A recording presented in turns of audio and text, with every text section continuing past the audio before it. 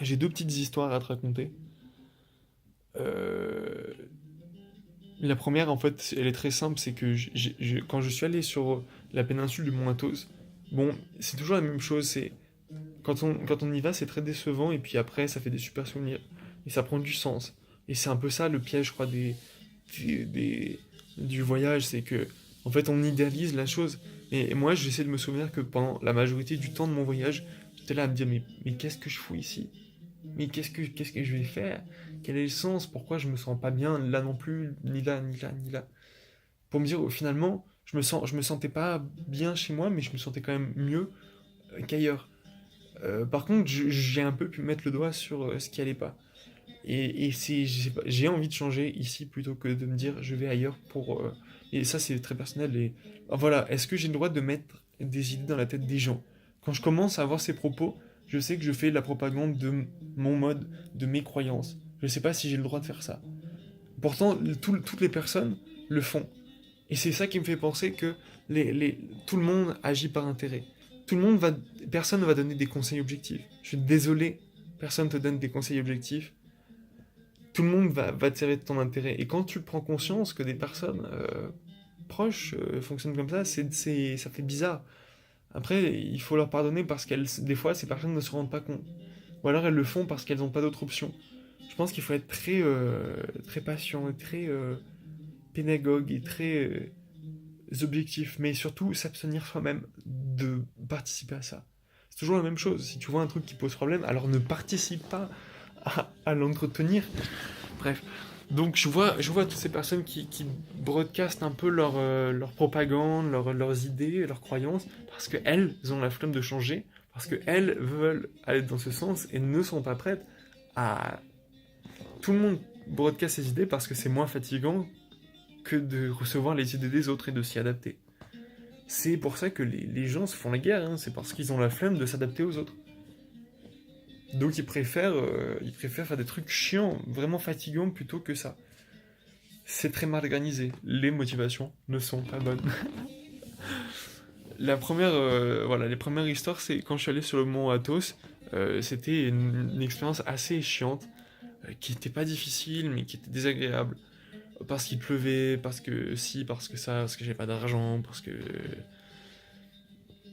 Mais en arrivant sur le bateau, je parlais avec un mec qui vit en Suisse et qui voilà, était très patient, qui m'a parlé de beaucoup de choses sur la foi, la religion, les trucs comme ça, Dieu.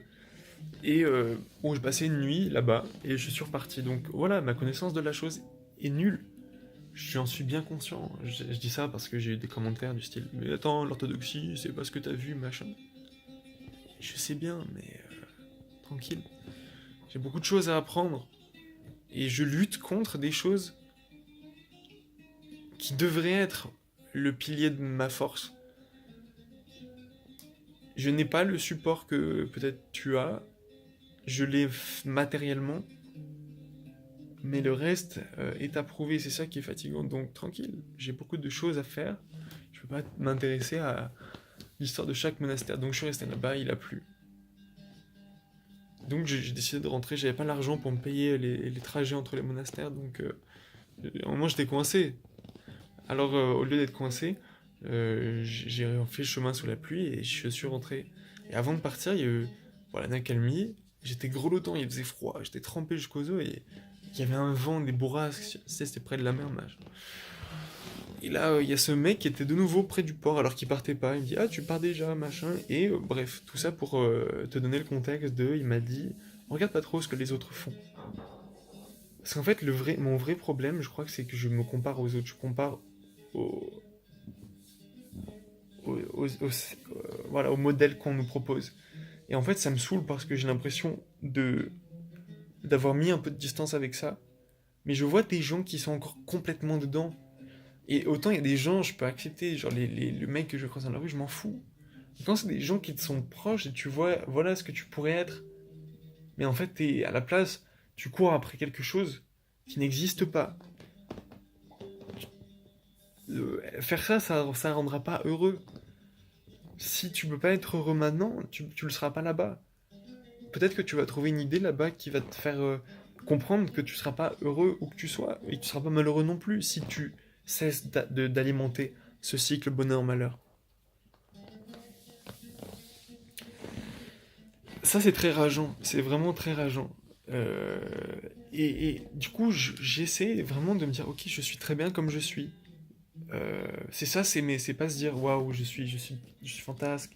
Même si c'est intéressant des fois quand tu te sens comme une merde, au contraire, compenser en récitant des visions divines presque dans ta tête pour, euh, pour augmenter ton ego et rééquilibrer la chose, ok. Mais à quoi c'est ça de courir après pourquoi tu veux faire ce que tu veux faire? Et pourquoi tu t'as pas envie de faire ce que tu devrais faire? Assurer ta survie dans le temps.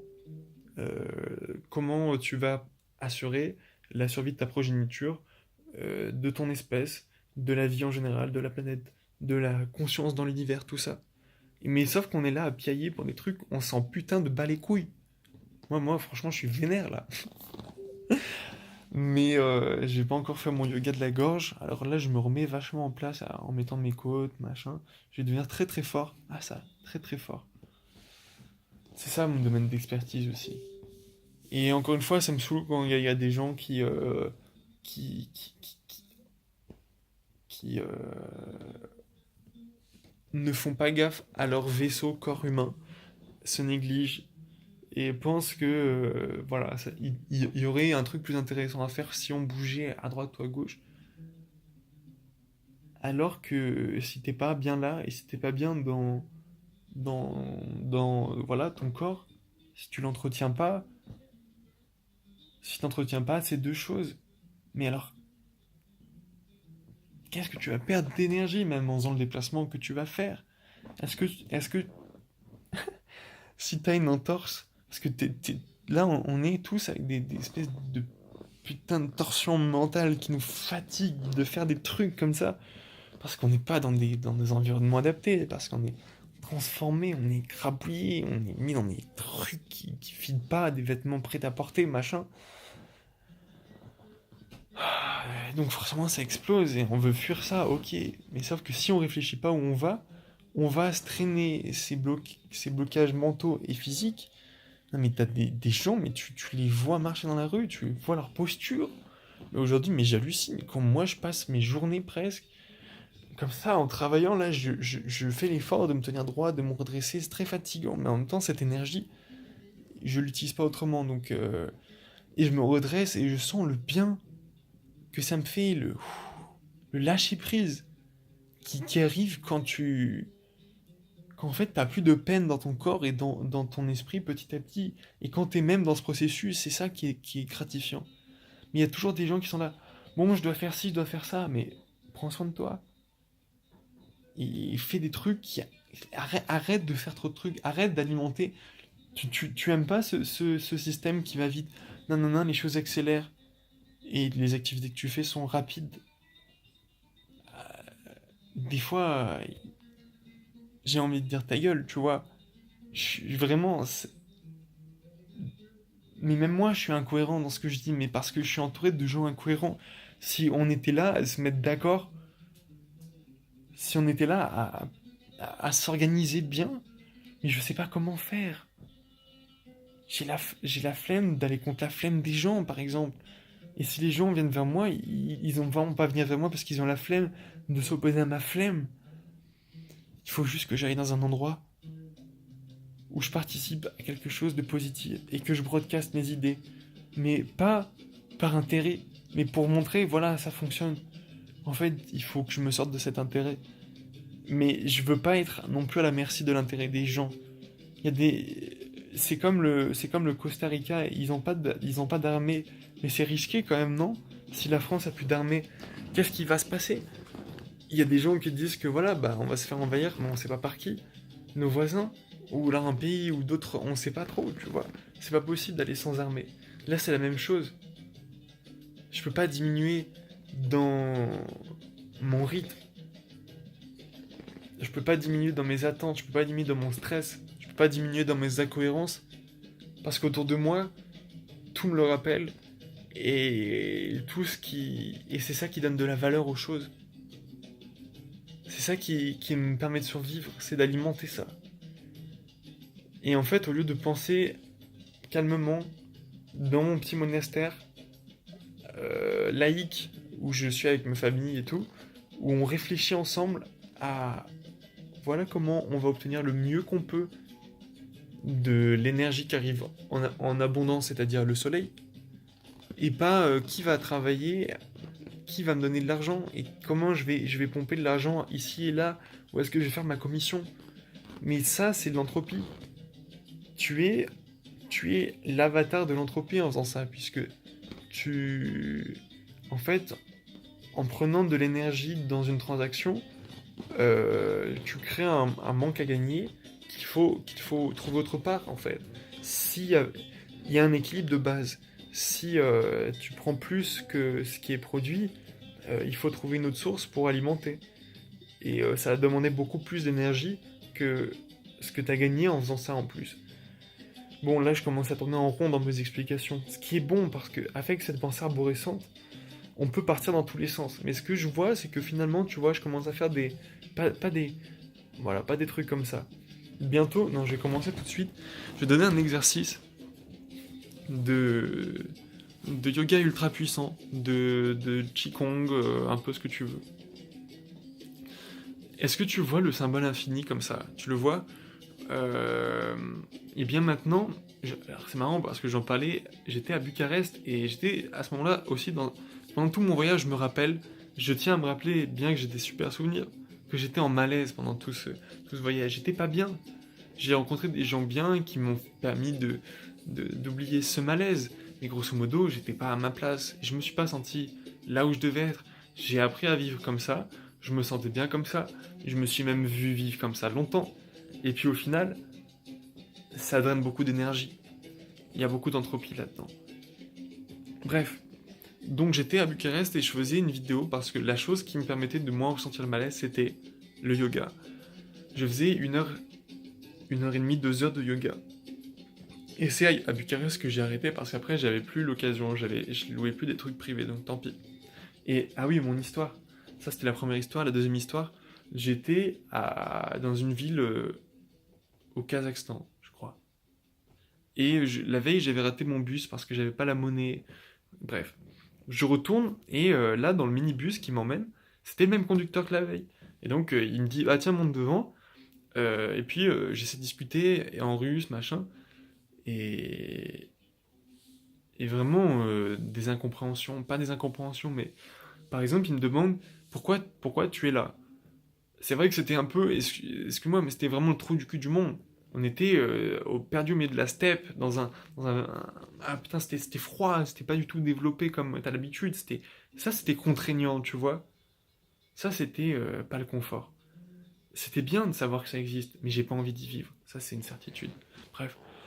Et donc, je dis, это интересно. Et là, il y a une vieille qui rigole derrière. Bah, tu sais, comme une ruche, quoi. Tu sais, genre, bah. J'ai dit, c'est intéressant. Et elle rigolait, ça peut pas être intéressant. Bref, ça c'était rigolo comme interaction. Mais interaction, je demande, est-ce que t'es. Mec, je lui demande, est-ce que t'es bien ici? Il répond, Eta moj gorod, c'est-à-dire, c'est ma ville. Ça, par contre, c'est très puissant, tu vois. Parce que là, aujourd'hui, tout le monde, tous les gens que je connais sont là à fantasmer sur j'ai envie d'habiter ici, là, machin. Mais t'es d'où en fait? Tu fais quoi? Tu fais quoi dans ce monde? Quel nœud tu vas résoudre et quel sens tu donnes à ta vie? Si tu négliges ces X générations de ce qui a été avant toi, tu penses que tu peux t'intégrer n'importe où? Bien sûr, tu peux t'adapter n'importe où. Mais ça, c'est fait pour les conditions extrêmes. Quand il y a, je sais pas moi, Hitler qui te déporte dans un camp de travail en Pologne, j'en sais rien, ou les soviétiques qui te déportent au Tadjikistan, moi j'en sais rien. Ça c'est pour ces moments l'adaptation. Je dis pas qu'il faut pas l'entraîner, mais tu fais ton jardin dehors quand il fait froid, quand il fait soleil, et là déjà tu fais ton sport, là tu fais ton travail mental, et là déjà tu travailles ton adaptation en plus de travailler ta résilience, parce que l'argent, s'il y a un crash, qu'est-ce qu'il vaut? Qu'est-ce qu'il vaut? Tu vas pas manger ton argent. Mais avoir un jardin, avoir plusieurs jardins, dans des climats différents, c'est ça la vraie résilience. Et je pense que c'est à ça qu'il faut penser maintenant, au lieu de se disperser dans des trucs, euh, voilà, à droite, à gauche. Je suis désolé, parce que je t'ai raconté cette histoire, j'ai oublié ce que je voulais dire en conclusion. Ah si, les méditations, Bucarest, machin. Donc, je te donnais une astuce, des astuces, et je t'invite à regarder cette vidéo. Et là, je te parlais d'un truc, de faire des boucles comme ça à l'intérieur de toi, de visualiser ces boucles. Aujourd'hui, j'arrive à faire des trucs encore plus puissants, en fait, avec vraiment ce symbole infini. Tu vois tes endroits où ça fait mal, tu sais, tu essaies de te redresser, ah, là ça bloque, là j'ai une fatigue. En fait, comment tu sens un blocage? C'est un endroit où tu vas te fatiguer très vite. Les tensions que tu as dans les, là, ici, là, tout dans le dos, c'est parce qu'en fait, tu as des côtes, pas des côtes, des vertèbres qui sont pas droites, et du coup, en fait, tu as des muscles qui sont utilisés en permanence pour compenser, pour éviter qu'une vertèbre qui soit mal placée te fasse mal, qu'elle appuie sur un nerf, par exemple. Donc, toutes les tensions que tu as, c'est parce que t'as des choses dans la vie qui s'accumulent, machin, et que tu traites pas, et que tu te détends pas après. Et donc, tac, tac, là, tu vois, quelqu'un t'a dit un truc, tu crois que c'est que dans la tête, mais en fait, ça t'a crispé, t'as une réaction comme ça, et en fait, ce muscle va rester coincé, et à force, ça va un peu déplacer les trucs. Il y a des parties de ton corps qui vont être très fatiguées, des parties de ton corps qui vont pas être irriguées, des parties de ton corps qui vont stagner, du coup, en conséquence, ou au contraire, être trop utilisées. Donc, c'est très important de faire ces exercices. Tu prends deux points dans ton corps qui te font mal. Et là, tu essaies de voir comme, ok, plus comme un fini, mais plutôt comme un sablier, une forme de sablier. Tu vas essayer de faire tourner les deux choses, deux boules comme ça, dans deux points. Imaginons que j'ai un truc à l'épaule et un truc ici, là, sur cette côte. Là, je vais essayer de faire tourner le sablier. Je sais pas si t'entends là, tu vois, par exemple, j'ai réussi à trouver un axe sur lequel résoudre une douleur. Donc ça se traduit par des craquements. Le craquement n'est pas du tout une finalité. Attention, quand tu craques, il faut muscler après. Tu craques, mais tu restes en tension. La tension, elle part du périnée, elle part de ton chakra racine. Voilà, j'ai donné la technique complète. Ça commence avec des respirations simples. Quand tu inspires, tu tiens ta posture, mais tu cherches à l'étendre. Pour l'étendre, tu es prisonnier de tes côtes, tu es prisonnier de tous tes blocages. Donc ce que tu vas faire, c'est que s'il le faut, il faut le faire micro, vraiment. Tu vas prendre des toutes petites parties de ton corps, tu vas les sentir. Tout ça, c'est de la, je sais plus comment, enfin bref, la machin kinésie, là, se sentir de l'intérieur. C'est un des sens. Donc tu vas essayer de te sentir, et là tu vas, à l'inspiration, tu vas détendre un endroit, tu vas détendre, tu vas essayer de résoudre cette tension dont je te parlais tout à l'heure. C'est-à-dire, voilà, t'as un truc qui est tendu, lâche-le, lâche-le, et là, ça va claquer, ça risque de faire un claque. Et ensuite, quand tu as fini de bien inspirer, tu te concentres sur le micro-moment entre inspiration et expiration, et ça c'est tantrique, ça c'est divin. Et là, tu vas, depuis ton scrotum, je sais pas trop ce que... Non, je pense pas que c'est le scrotum, j'avais envie de dire un mot un peu comme ça, rectum, je sais pas. Bref, depuis ton chakra racine, pour pas dire ton postérieur, que tu vas commencer à tendre. Mais c'est pas genre, tu vas crisper. Tu vas dans le même... Tu vas faire tourner ça, tu vois, tu vas faire tourner ça, comme un sablier. Et là, tu vas voir le haut, tout là-haut, là où moi j'ai mon chignon. De là-haut, du chakra couronne jusqu'au chakra racine, tu vas faire tourner ce truc à l'intérieur de toi. Voilà, et là, ça va déjà te donner un peu des dynamiques, des mouvements, des flux comme ça. Moi, je pourrais faire ça des heures, de voir ça, de comprendre ça, parce qu'en fait, tu vas muscler des toutes petites parties de ton corps, et puis petit à petit, tu vas pouvoir faire des mouvements, tu n'avais pas idée que tu pouvais les faire avant. Et ça va aussi te faciliter ton adaptation, parce que ce qui te fatigue dans la vie, c'est toutes ces choses que tu as prises sur toi et que ton corps entretient contre ton gré, parce que tu y prêtes pas suffisamment attention. Donc fais gaffe à ça. Fais gaffe à ça. Pour les spirales, c'est une technique un peu avancée. Maintenant que tu as vu un petit peu la spirale que tu peux faire, là, sache que cette spirale, moi je te donne entre deux points, parce que c'est très facile à faire. Tu peux aussi le faire en un point donné, faire tourner un truc, le faire tourner dans tous les sens comme ça, jusqu'à ce que tu arrives à l'étendre et que ça lâche. Mais attention, ça prend beaucoup de temps. Mais pose-toi cette question, à quoi tu veux dédier ton temps? Quelles sont tes motivations? Est-ce que tu veux aller bien dans ta vie en général, ou est-ce que tu veux courir après des choses que tu es pas sûr d'avoir? tu pourrais déjà avoir tout ce que tu veux ici. T'as à manger, t'as un toit. Donc, tout ce qui te reste à faire, c'est lâcher tes fausses idées, t'asseoir sur un tapis en posture de zazen. Je crois qu'il n'y a pas plus simple que ça. Tu fais ça quelques heures dans ta journée, ensuite tu poursuis ta vie de laïc, il n'y a pas de problème. Mais il faut commencer par ça, parce que là tu cours, tu te fatigues pour des illusions, j'allais dire de la merde, mais non. La merde, c'est pour dire t'as de la merde devant les yeux, non, t'as le voile des illusions devant tes yeux. Tu penses que tu peux rater ta vie, tu penses que ta vie doit ressembler à ça, tu penses qu'il faut faire ça. Mais en fait, comment dire, t'as beaucoup d'influence autour de toi, t'as beaucoup de choses que tu voudrais faire, mais tu vas en faire que très peu, parce que t'as un temps d'attention, t'as un temps de vie limité. Qu'est-ce qui a le plus de valeur pour toi? Qu'est-ce qui a le plus compté pour toi? Et qu'est-ce qui a le plus gros retour sur investissement aussi? Parce que des fois, tu vas dire, voilà, ce qui compte pour moi, c'est la famille, c'est les amis, c'est machin. Et puis en fait, tu vas te retrouver à 40 ans, 50, 60 ans. Et là, tu vas en chier ta race, en fait, et jusqu'à la fin de ta vie. Donc il faut penser tout le temps, maintenant et après. Et surtout, pas penser trop avant, parce que avant, ça va dire, voilà, en fait, il faut pas penser à je fais mal les choses, et les choses vont mal se passer. Et confiance, mais ne perds pas des yeux les trucs qui comptent, le long terme, les trucs durables. Parce que là, on est dans une mentalité, l'hypermobilité, l'hyperjouissance, machin, il faut faire ci, ça, là, pour être heureux. Bullshit. Il y a des gens, ils ont base de thunes, ils sont pas heureux. Il y a des gens, ils ont eu plein d'expériences, ils sont pas heureux. Ce qu'ils gagnent, c'est ils ont perdu beaucoup d'énergie. Alors oui, ils ont beaucoup d'expérience, mais ensuite, cette expérience, il faut qu'elle te serve à quelque chose. Si tu te disperses trop dans plein d'expériences différentes, ok, tu vas faire beaucoup de liens, mais tu n'auras pas d'expertise. Et je dis pas qu'il faut avoir une expertise, mais plusieurs. Mais si tu n'en as pas au moins une, mais comment tu vas trouver ton sens dans la société, puisque tout est lié à cette notion de travail, qu'est-ce que tu apportes aux autres pour interagir avec eux?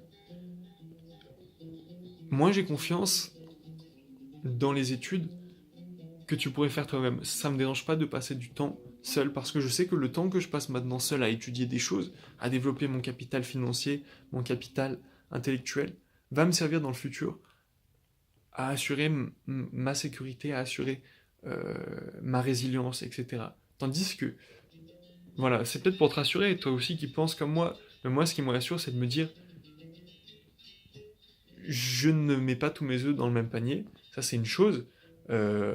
Donc ça veut pas dire que c'est pas du tout linéaire, ça veut pas dire que pour chaque fonction j'ai un truc différent. J'ai pas plusieurs femmes, par exemple, pour assurer plusieurs trucs. Mais ça veut dire que je mise pas tout sur ma femme, par exemple. C'est que je vais miser sur moi, je vais miser sur mon terrain, je vais viser sur telle personne et telle personne.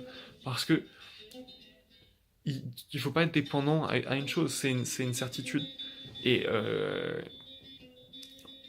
là, je me perds, mais pour avoir la capacité, avoir les ressources pour donner un petit peu à droite à gauche, il n'y a pas 36 solutions. Il faut planter des graines. Et voilà, il faut planter des graines. Il y a pas autre chose. Sinon, tant que tu mets pas des graines pour du long terme, c'est comme un loyer, je pense. C'est comme un loyer, tu vas continuer à dépenser. Voilà. Et bien sûr, être propriétaire, c'est pas la solution, mais euh, il y a des moments où tu seras content d'être propriétaire plutôt que locataire. Pour plein de raisons, en fait.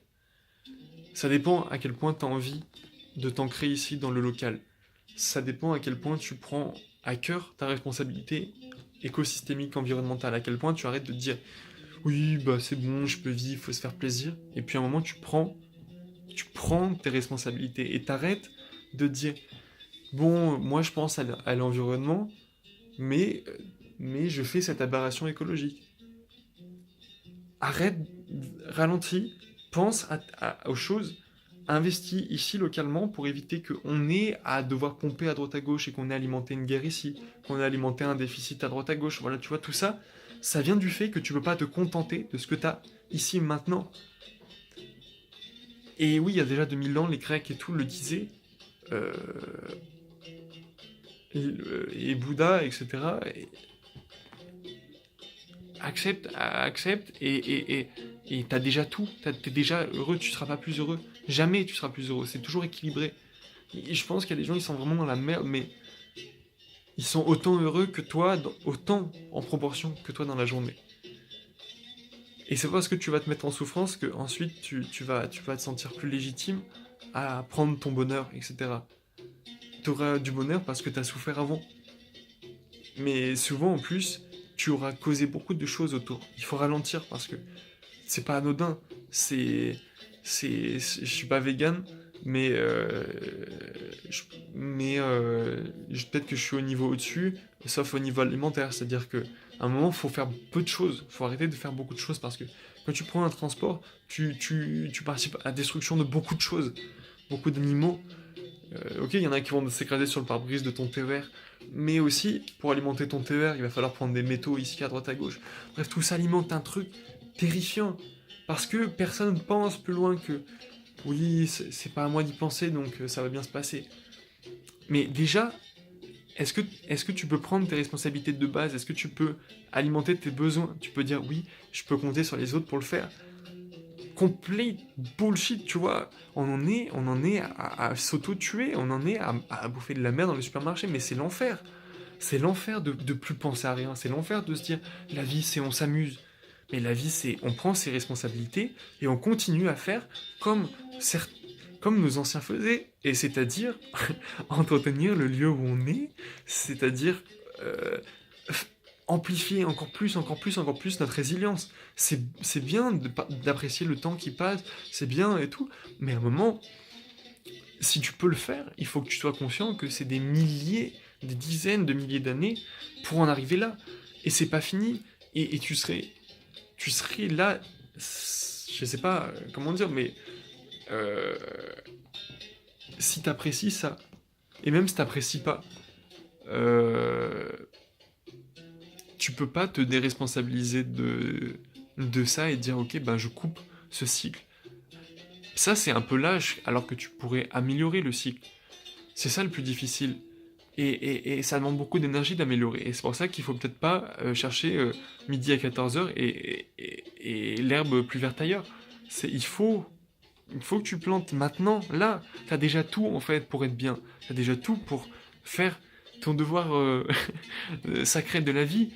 Donc tu le fais dès que tu peux, avant qu'il y ait une couille qui arrive, parce que t'es pas à l'abri. Aujourd'hui, moi j'ai tout ce que je pourrais avoir de positif, mais demain j'ai un accident ou j'ai changement de paradigme, l'informatique vaut plus rien, voire il y a une catastrophe, j'habite nulle part. Bref, tout peut changer. Alors qu'est-ce que je fais pour ça?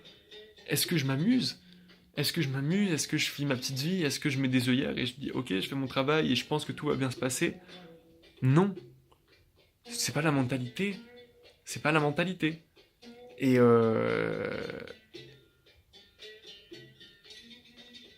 souffrir pour sentir ça, c'est important, mais souffrir sans finalité, c'est dommage. Donc autant voilà, autant vraiment prendre un jardin et trouver des gens avec qui se motiver. Le jardin, aussi le lieu de design partagé, ça c'est très important. Parce qu'il faut créer, et c'est ça, la vraie conquête, elle n'est pas matérielle, elle est mentale. Les limites, elles sont mentales.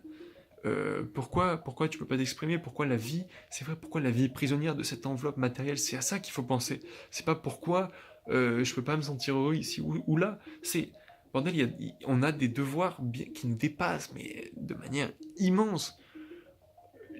On est des singes. On est des singes qui devons comprendre le cosmos, bien sûr. Pour ça, il faut vivre des expériences, comprendre qui on est, machin. Mais à un moment, il faut pas perdre de vue la finalité, si tant est qu'elle existe, si tant est qu'elle existe malgré son abstraction. Donc, ne pas perdre, voilà, avoir des objectifs concrets. Je suis vénère, je suis vénère, je suis vénère. C'est pour ça que je fais des vidéos. Si j'ai pas de malaise en moi, je fais pas de vidéos. Je suis l'artiste maudit. C'est moi le poète disparu qui a besoin de me sentir en malaise pour créer. Bref, ça me saoule.